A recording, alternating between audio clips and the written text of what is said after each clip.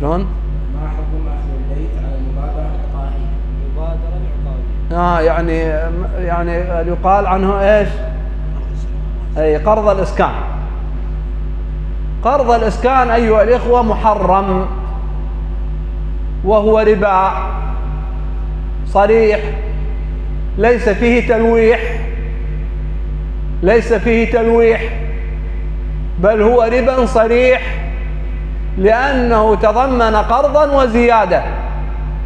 والرسول صلى الله عليه وسلم في الحديث، أو ما إجماع السلف أو إجماع الصحابة رضي الله عنهم، إجماع الأمة، كل قرض جر نفعا فهو ماذا؟ فهو ربا. هذا جر قرض لو مقرض؟ قرض. وجر ماذا؟ منفعة لو لا منفعة، فهو محرم. نعم. ولا عبرة بمن حلله،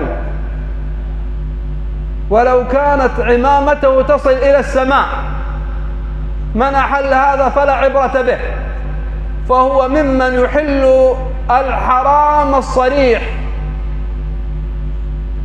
الحرام الصريح. كل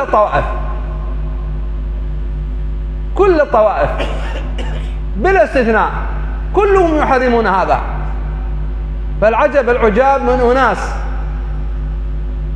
يستحبون جمع القلوب وتأليف القلوب عليهم دون النظر إلى الحكم الشرعي، وماذا سوف يقولون لله جل وعلا يوم يقفون بين يديه.